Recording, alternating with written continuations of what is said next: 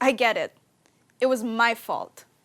The 3 years we were together were not deep enough soil to keep the tower from falling. I'm left disoriented. Ever since you've told me about the way your feelings have left the building, I've started believing that maybe what we had was never love. But my ignorance kept me holding. I'd wandered this building we once called love in search for some of the memories we shared, hoping that the vines that grew or rubble that scattered like dust in the wind wouldn't get in the way of me, stumbling on a piece of us that could once again light up this building. I wasn't good enough, wasn't I? You're pretty good at this, turning your words into water, allowing my heart to soak in your promises until the only choice I have to rid myself of you is to evaporate. Darling, I've worn this heart on my sleeve, given it to the sun, and you're still everywhere to be found. I hid under the trees to hide away from the light you tried to shed on me, hoping that we'd go back to you and me like vines. You hope we grow once again and wrap around this concept called love. But dear, vines need a surface to grow upon, and our love doesn't have enough backbone to wrap around and hold so tightly as if its life were to be stolen from its lips. Suddenly, this heart has grown fingers that grip too tightly on the idea of us. Grip too tightly. I think I've destroyed what we've had left. Grip too tightly until I just couldn't accept the fact. Just accept the fact that we're not meant to be. I'm left with remembrances and oceans of nostalgia. I remember back to the times we talk endlessly on our phones, forcing the earth to close the gap between us, only to regret the ditches and crevices forming under my feet. It was a mistake to initiate our connection, to force nature to bind us together, only to choke us and hold us down, and instead planting a seed of regret whose fruit I am only eating today. I remember the jokes you'd crack and the way the slaps on the back and the pinching of the cheeks could so beautifully transition into the way your hands held me together.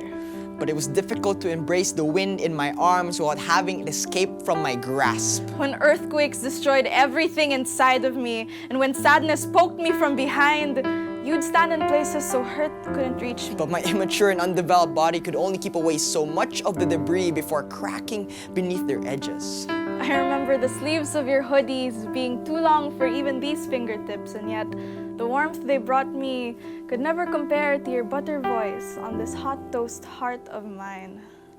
But not all the time do toast land butter side up. Some things tell me I won't be hearing your voice for a while. In fact, I haven't. And the silence has taught me that when the world seems to stop spinning, when your cheeks blush warm and the words just slide out. Maybe people don't know the promises they make when they're making them. Maybe we are not sure that they are worth keeping. Darling, you're all I've ever wanted for myself. But maybe it's time I learned that some vines must grow on their own, and all I've ever wanted was for you to chase the sun. I probably will too. This dead air tells me it's something we cannot do together. Now, it wasn't the fact that the seed I planted for you stopped growing, but rather the fact that I planted it on rocks where the waves would crash upon its surface. I was too caught up in this illusion I jumped right into the sinking boat just because I thought I saw you, dancing on its deck with light shimmering across your skin until that light turned into shivers and tears, and no longer was your skin warm with color or your eyes blooming with light, but I'd see you cry.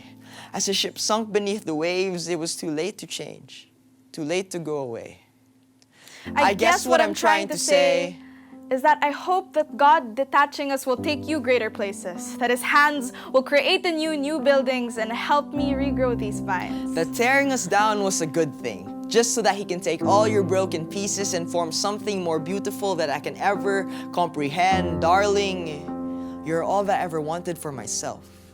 But it was never about what we want. It's about knowing what must be will be. And what we wanted was just a distraction to a much greater plan, like a smudge in a painting or weeds in the garden. Reaping and sowing and growing, learning. At the end of the day, there is no us. It was nothing you did. It was nobody's fault. This was just His way of telling us that our paths could no longer diverge. That He's shed light in another area I need to grow. There is no us. But I'm glad nonetheless.